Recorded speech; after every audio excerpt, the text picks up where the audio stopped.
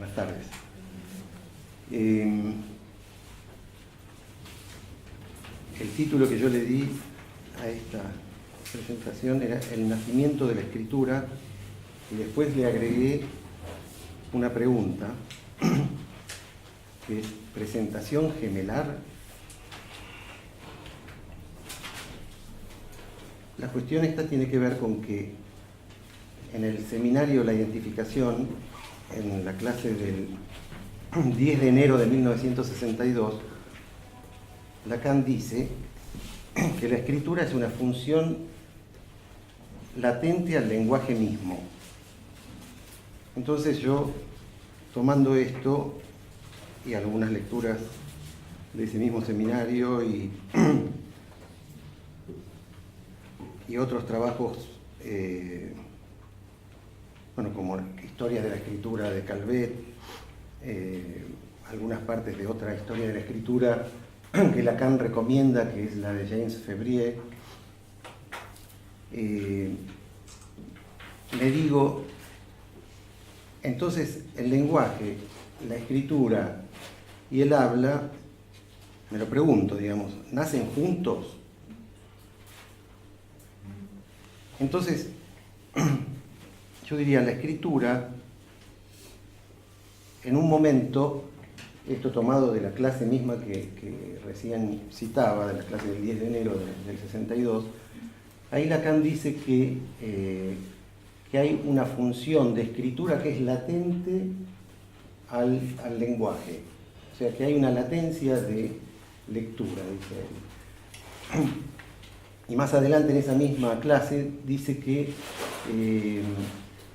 el lenguaje nace en el momento en que hay una conjunción de una vocalización primera con una lectura previa a la escritura, una lectura que se hace de un signo o de algo que en ese momento pasa a ser un signo. Sobre esto podría que yo dibuje, es un problema para todos, pero digamos así, los arqueólogos encontraron en Egipto y en otros yacimientos algo que les llamó mucho la atención y que en algunos casos llevó a errores importantes, digamos, que tenían que ver con el hecho de creer que se trataban de marcas de una escritura alfabética, cuando encontraban restos de platos, vasijas, donde había, por ejemplo, trazos como estos, como una especie de, no sé si se ve desde allá, pero como una escalerita o cosas por el estilo. Entonces pensaban que eran justamente, en este caso, algo que podría ser previo a alguna letra, digamos, ¿no? Como si esto pudiera, así como sabemos, casi todos hemos leído alguna vez que la A mayúscula es la cabeza de un buey que fue siendo invertida, que hay escrituras donde esto está así y después pasa finalmente, digamos, es el sentido contrario. Lo que primero era una cabeza de buey, ¿no? Que estarían acá los ojos, por ejemplo, para ser más evidente, que después se fue rotando hasta constituir lo que es la primera letra de nuestro abecedario, de nuestro alfabeto, o sea, el Aleph, ¿no? Entonces se encontraban en las excavaciones marcas que les hacían pensar que se trataba de letras del alfabeto. Entonces algunos investigadores, algunos egiptólogos, algunos arqueólogos y filólogos se fueron en esa dirección pensando que eran escrituras alfabéticas y eso no condujo a nada. Lo que dice Lacan, digamos, basándose en Febvre, en este libro que él recomienda de historia de la escritura, es que estas marcas eran ornamentaciones, no eran primeras escrituras, pero que en realidad lo que él piensa, y es lo que Lacan cita, es que se trataría de marcas y que en el proceso que Lacan llama de borramiento de los objetos, o sea que es un proceso donde se va quitando al objeto cada vez más su presencia, digamos, y se va al mismo tiempo que produciendo eso que llama él un borramiento, una conservación al mismo tiempo de lo que finalmente se transformaría en lo que él llama el rasgo, ¿no? Entonces, ese proceso de borramiento de este objeto que yo dibujé así, digamos, se va transformando en un trazo, y ese trazo es a lo que Lacan refiere en ese primer momento, en esa conjunción de una vocalización con algo que a partir de ese momento pasa a ser un signo. Todos escuchamos muchas veces hablar de la diferencia que hay entre el signo y el significante. Digamos, el signo es lo que representa, a diferencia del significante, que no representa por sí mismo, ni a sí mismo, ni por sí mismo, sino que siempre es en función de por lo menos dos significantes. Entonces siempre hay un S1 y un S2.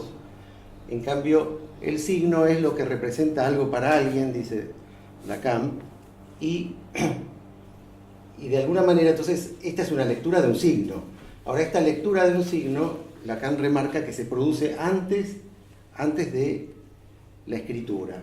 Ahí me parece que estamos frente a algo que por lo menos a mí me hace acordar a lo que, bueno, lo que está en Freud, está en Lacan, pero que sobre todo Jean-Michel Barrot nos marca cuando nos dice esto de la lógica modificada, digamos, donde generalmente se ejemplifica con el sueño que Freud relata en su escrito pequeño de la negación, pequeño en la longitud, nada más, y donde dice que un paciente le dice: he soñado con una mujer, usted va a decir que se trata de mi madre y yo le digo que no es mi madre.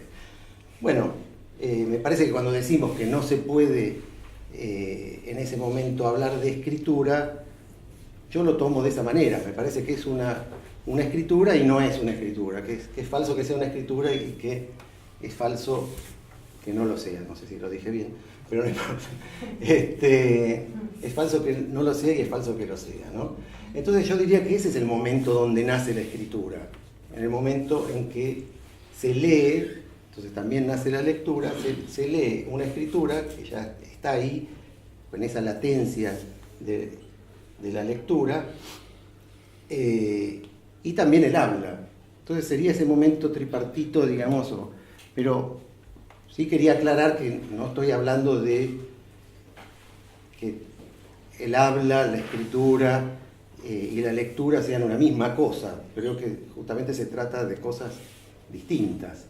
Y que ese es justamente el tema que estamos trayendo, ¿no? Que el habla y la escritura son dos cosas totalmente distintas y que generalmente se confunden, así como se confunden las palabras y las cosas, ¿no? O sea, hace un rato cuando le preguntaron a Guadalupe sobre la indeterminación, vos le preguntaste, yo decía, hay una ilusión de determinación. Cuando se le pregunta por qué es tan indeterminado, y desde cuándo el lenguaje, el habla, la escritura tiene determinación, ¿no? Cuando se habla de determinativos, que son parte de la batería de toda escritura, ¿no? Porque en los jeroglíficos se ve que se los clasifica de tres formas. Se dice, bueno, que hay ideogramas, fonogramas y determinativos. En realidad los determinativos vienen a ser algo que se agrega para señalar una dirección a la interpretación o a la significación o al sentido de eso que se intenta traducir. Pero ya estamos ahí en la traducción. Ahora, cuando se habla de que los lenguajes son indeterminados, en realidad esto es algo que yo siempre pienso, que es que el lenguaje es algo que todo el tiempo encubre el hecho de que no hay esta referencia, no hay referente, no hay referencia de las palabras a las cosas. Entonces, un S1 siempre está remitiendo a otro significante, un S2, y esto va a dar, como decíamos hoy, bueno, dos cosas. Va a dar el sujeto y va a dar la letrita del objeto A, ¿no? Ahora, esto, que acá lo que falta es justamente la barra, que tantas veces hoy se mencionó, lo que quiere decir es que de este lado que está el sentido y el significado, hay una barra. Entonces, como hay una barra, siempre esta remitencia de un S1 a los otros S es la indeterminación de la que estamos hablando. Pablo, 5 minutos. Bueno, esa es una determinación. Entonces, digamos, lo indeterminado es una cosa esencial, porque quiere decir que no hay referencia, no hay objeto, o sea, esta barra es mucho más fuerte quizás que lo que se tiene en cuenta muchas veces, ¿no? Bueno, ese es un punto. Bueno, pero para continuar un poquito con esto de la indeterminación, lo que yo siempre digo es, nos olvidamos que en esta referencia de un significante a otro hay un vacío sobre el que el lenguaje gira y que en todo caso no remite a nada. O sea, creemos que el diccionario nos remite a los significados de las cosas, pero en realidad no se puede decir que nada se sepa que tenga una significación acabada, estricta o algo por el estilo. Bueno.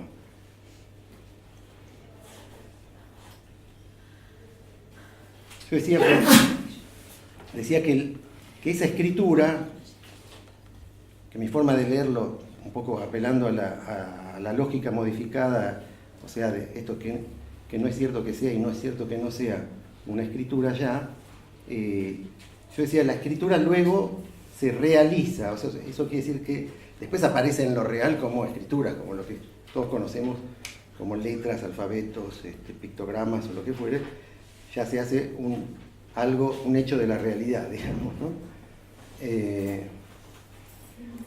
Bueno.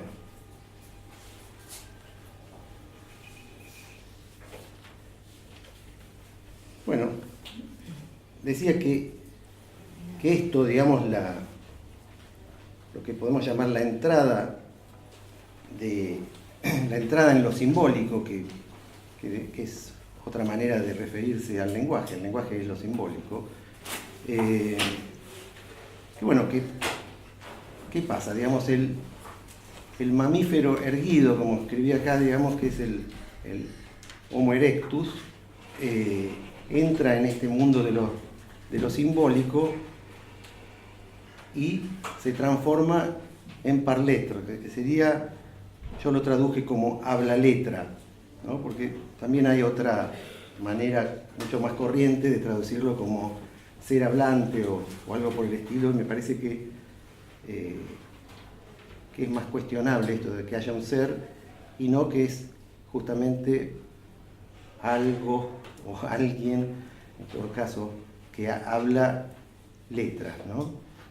Y que entra en este orden de lo simbólico para poder subsistir porque es un animalito complicado, o era un animalito complicado. Complicado por ser prematuro, ¿no?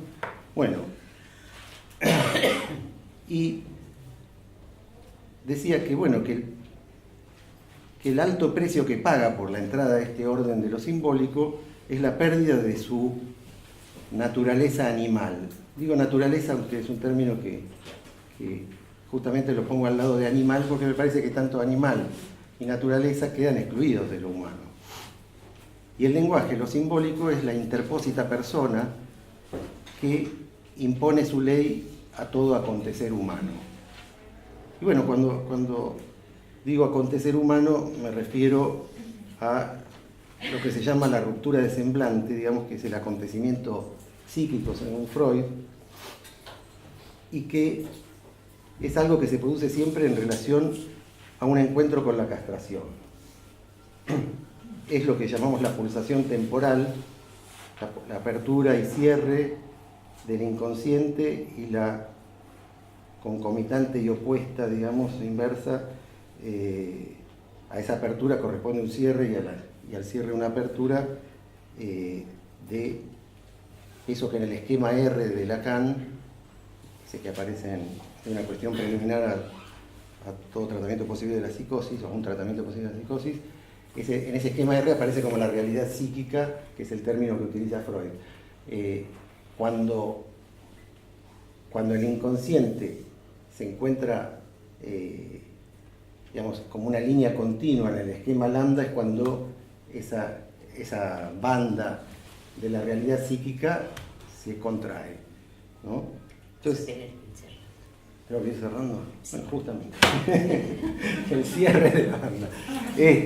Bueno, podría haber dicho algunas cositas más, pero está muy bien. Está bien. Está bien así, lo dejamos acá. Bueno. El cierre. Estamos apretados con el tiempo. Tenemos que dejar la sala a las 3 de la tarde. ¿Alguna pregunta? ¿Tu nombre? Pía Doblán.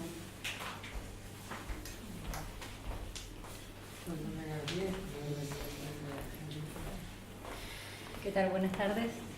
Voy a tomar brevemente lo indeterminado. Lo mencionaron recién en la presentación, en una presentación anterior también, y en algún punto apareció la cuestión del lenguaje mencionada en la última presentación. Entonces la pregunta que me surge es, ¿qué de lo indeterminado? Por un lado, en el lenguaje, por el otro, en la lengua como idioma y por el otro en la langue. ¿Qué de lo indeterminado en cada lugar? Y un poquito más allá, lo indeterminado. Se puede pensar también en relación al concepto matemático de lo indecidible, eso. ¿A quién le dirigís la pregunta? Al último expositor, y creo que Guadalupe también había sido alguien que se refirió a esto. Bueno. Gracias. Entonces, Pablo. Pablo, ahí está, gracias. No. Nada más fácil que hablar de lo indeterminado. Bueno, lo que se me ocurre decirte, porque son varias partes de una pregunta, es que tendría que volver a decir un poco lo que ya dije respecto, porque vos dijiste en la lengua como idioma, dijiste en lo indeterminado, digamos, o lo determinado, tanto en una lengua, en un idioma, como en la langue, dijiste. Lenguaje, lengua y la langue, como claro. Heterogéneos. Bueno, yo el concepto de la langue lo tomo como lo que se llaman las lenguas romances, digamos, como lo que Dante llamaba la lengua vulgar, o sea, lo tomo como algo que tiene que ver con una forma de lengua que tiene más que ver con lo local, digamos, o sea, en relación a todo esto que los estoicos llamaron los incorporales, o sea, como lo que no puede ser entendido por el extranjero. Entonces, la langue sería lo que contiene términos que por fuera de esa comunidad, por decirlo así, no sé, digamos, no me parece que cambie algo respecto a los determinativos, salvo tener en cuenta esto de los incorporales, pero también los incorporales están en la lengua castellana, en la lengua catalana, en las lenguas, ¿no? O sea, que hay cosas por las cuales no podemos comprender a qué se refiere, es muy manifiesto en los chistes, en general los ejemplos que se ponen son los chistes, ¿no? O sea, nos cuentan un chiste graciosísimo en catalán, y por más que sepamos catalán, hasta cierto punto que podemos aprenderlo, ¿no? Lo más probable es que no entendamos el chiste porque tiene estos determinativos y estos incorporales que son marcas de la localía. Es decir, es como el que va a una cancha de fútbol y bueno, se puede entender alguna cosa que dicen, y hay otros que no van nunca al fútbol y dicen, ¿qué le quiso decir con eso? Bueno, a eso nos referimos con los incorporales, ¿no?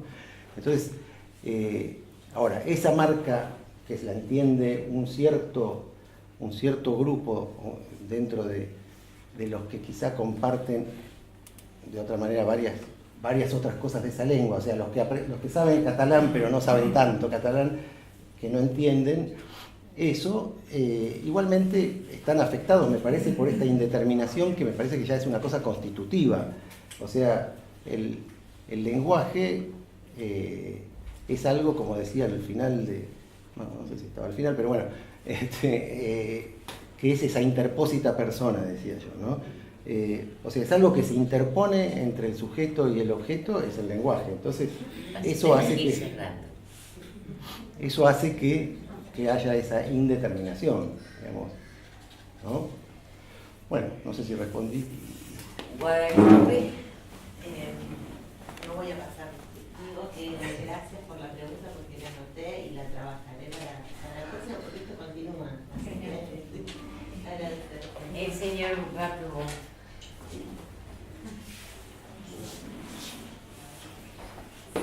Alors, je vais répondre, je suis là. Oui. Vous allez parler en français? Oui. Vous allez me traduire? Si. Ah, c'est bien. Bon. À question précise, réponse précise. A preguntas precisas, respuestas precisas. Hein, il y a 3 mots. Hay 3 On palabras. peut faire 4 mots. Se pueden hacer 4 Le palabras. symbolique, Lo simbólico, le langage, el lenguaje, une langue una lengua et la langue en un seul mot. y la lengua en una sola palabra. Alors, premièrement, le symbolique Primeramente lo simbólico et le langage. y el lenguaje. Dans Direction de la cure, Lacan écrit, En dirección de la cura, Lacan escribe: il dit, il y a de la raison dans le réel. hay de la razón en lo real, Ça s'appelle le langage. y eso se llama el lenguaje. C'est une référence à la raison et au réel qui évoque pour nous Es Hegel una referencia a la razón y a lo real que para nosotros evoca a Hegel et évidemment à Cogère. y evidentemente a Coyer. Bon. Mais quand il dit le langage, je propose de dire le symbolique. Pero cuando él dice el lenguaje, yo propongo decir lo simbólico. Parce que Lacan, un peu plus tard, va dire que le langage, ce sont toutes les élucubrations que les sujets de la langue ont fait sur les langues. Porque más adelante Lacan dirá que el lenguaje Oui. son Ce todas las elucubraciones que el sujeto ha ido realizando en relación aux langues. a las lenguas. Donc, on pourrait dire que le langage, c'est un objet un peu amorphe qui est là parce que la linguistique n'est pas encore suffisamment construite. El lenguaje podemos entonces decir que es un objeto un poco amorfo aún, ya que la lingüística no ha logrado construir su objeto. Donc, le langage, c'est les langues. El lenguaje entonces es las lenguas. Et le symbolique, c'est quelque chose qui n'a rien ni de positif, ni de religieux, ni de mystérieux, mais c'est le fait que nous sommes obligés de constater Y lo simbólico no es algo que tenga nada de positivo, de religioso, pero que es de algo philosophie, de filosófico, pero que es algo que estamos obligados a constatar. il existe des langues, Existen lenguas, puisque nous avons des sujets qui parlent des langues et qui parfois écrivent ces langues. porque tenemos sujetos que hablan esas lenguas y que a veces escriben esas lenguas. Parfois, hein, c'est ça, avec- A veces. Bon. Donc, reste la langue en un seul mot. Queda entonces la lengua en una sola palabra. Alors évidemment, les psys qui sont omnubilés par Madame Mélanie Klein, Y evidentemente los sí que están obnubilados por la señora Melanie Klein, qui joue un rôle important dans la psychanalyse. quien juega un papel importante dentro del psicoanálisis. Dès que Lacan a parlé de la langue, certains qui prétendent s'occuper de l'analyse des enfants, Desde el momento en que Lacan habló de la lengua, algunos que pretenden ocuparse del análisis de los niños, du fait de lier la et langue, por el hecho de ligar la y lengua, alors ils en sont venus à dire la langue. ellos fueron llevados a decir la lengua. La, ça se chante. Y la, eso se canta. Mais on voit bien que c'est une incompréhension de ce que Lacan appelle la langue. Se ve bien que esto es una incomprensión de aquello que Lacan llama la lengua, Puisque ce serait la langue infantilisante des adultes qui prétendent parler à des enfants d'une manière idiote. porque sería la lengua infantilizante de los adultos que pretenden hablarle a los niños de una manera idiota. Bon. Donc pour la langue, Lacan nous dit, c'est l'objet de la linguistique. Para la lengua, en una sola palabra, Lacan nos dice que es el objeto de la lingüística. Dans télévision. En televisión. Alors là, il faut rapporter ce mot de la langue en un seul mot. Allí entonces hay que llevar esa palabra de la lengua en una sola palabra. Si Lacan nous dit c'est l'objet de la linguistique, il faut se référer à Saussure. Si Lacan dice que es el objeto de la lingüística, habrá que referirse a Saussure. Puisque pour Saussure, il y a une différence entre la parole et la langue. Porque para Saussure hay una diferencia entre el habla y la lengua. Et Saussure dit que la langue, en deux mots, c'est l'objet de la linguistique. Y Saussure dice que la lengua, en dos palabras, es el objeto de la lingüística. Donc quand Lacan dit dans télévision que la langue, c'est l'objet de la linguistique, c'est une posture saussurienne. Cuando Lacan dice que la langue es el objeto de la lingüística, esa es una postura saussuriana, Mais justement qui est une critique de Saussure pour Lacan. pero que justamente es una crítica de Saussure para Lacan. Donc je vous rappelle le propos de Saussure, il y a deux choses. Les recuerdo La présentation de Saussure, la presentación de Saussure. Hay, tel que c'est dans le cours de linguistique, tal como está en el curso de lingüística, por écrit par ejemplo, ses élèves. que fue escrito por sus alumnos. Il y a deux choses, c'est la langue et la parole. Hay dos cosas, la lengua y la palabra. Et il utilise ces deux mots pour parler de la synchronie. Y él utiliza esas dos palabras para hablar de la sincronía, C'est la langue, eso es la lengua, et la diachronie, c'est la parole. y la diacronía, es la palabra. Pour nous, c'est irrecevable. Para nosotros esto no es posible de ser recibido. Pourquoi? ¿Por qué? Parce que la synchronie, la Saussure et la diachronie, Saussure va prendre l'exemple du jeu d'échecs. Porque para la sincronía y la diacronía, Saussure va a tomar el ejemplo del juego de ajedrez. Il dit la règle du jeu, c'est la synchronie, et une partie d'échecs, c'est la diachronie. Él dice, la regla del juego es la sincronía y una partida de ajedrez es la diacronía.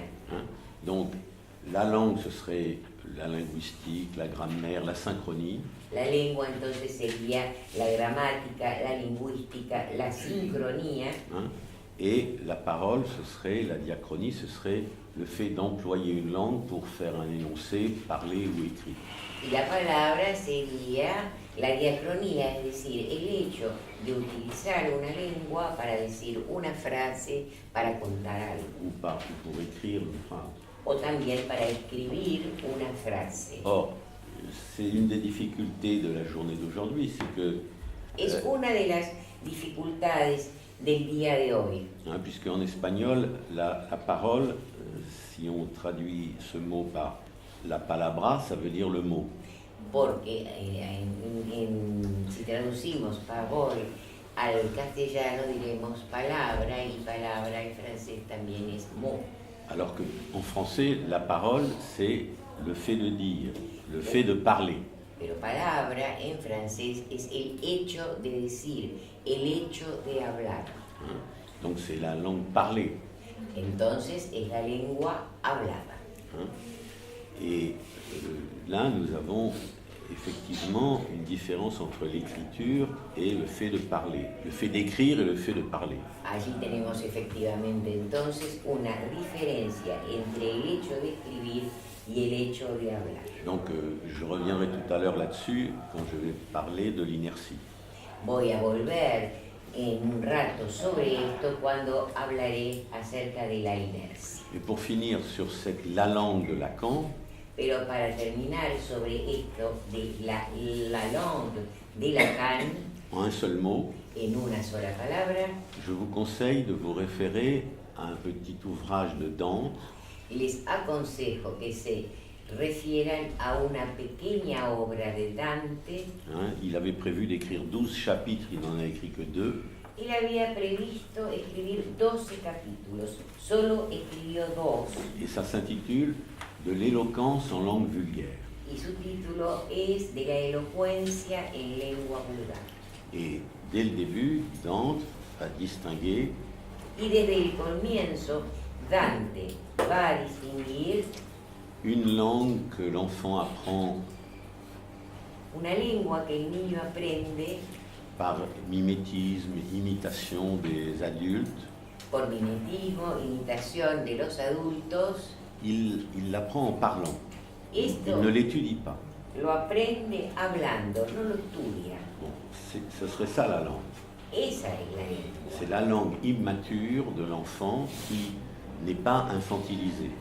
Es la lengua inmadura del niño que no está infantilizado Et qui réinvente la langue pour acquérir la langue. y que reinventa la lengua para adquirir la lengua. Donc, à mon avis, la langue de Lacan, elle se situe là en un seul mot. En mi opinión, la lengua en una sola palabra de Lacan se sitúa allí, Comme objet de la linguistique qui ne serait pas la grammaire.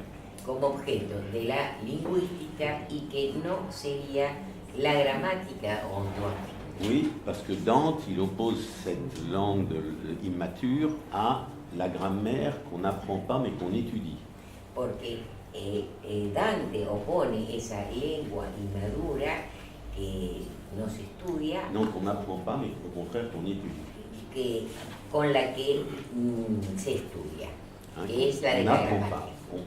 La grammaire, c'est pour nos langues, par exemple, européennes, il y a une influence de la grammaire latine énorme. La gramática para nosotros, para las lenguas indoeuropeas, hay una influencia enorme de la gramática latina. Et l'académisme et tous les principes normatifs sont issus de la domination de l'Empire catholique romain. Y el academicismo Les normes linguistiques, y las normas lingüísticas han surgido de las coerciones del Imperio Romano. on va appeler ça la grammaire. Eso es la gramática. Et la linguistique, justement, voudrait se défaire de cette grammaire. Y la lingüística justamente querría deshacerse de esa gramática. Hein, le plus grand succès de la grammaire, c'est la grammaire comparée au 19e. C'est magnifique, mais c'est insuffisant. El gran éxito de la gramática fue el de la gramática comparada en el siglo XIX. Fue un gran éxito, pero no es suficiente. Hein, il s'agit de se détacher. Donc Hay là, que tratar de deshacerse de mais ello. vous voyez que Milner va adopter, pour finir, la même position que Lacan vis-à-vis du langage, en disant que ce sont des élucubrations sur les langues. Pero fíjense ustedes que Milner Va adopter la position de Lacan, le citer, sans le citer, va a adoptar la misma posición que Lacan sin citarlo, mais il va utiliser son expression pero él va a utilizar su en expresión disant que le langage, c'est les élucubrations sur les langues. que el lenguaje son las elucubraciones sobre las lenguas. Alors, il reste un doute encore entre ces différents mots pour vous. ¿Queda alguna duda para ustedes en la diferencia entre estas tres palabras? Non, merci beaucoup. Ça va? Ça va. Très bien. Alors, tout à l'heure, on parlera d'inertie.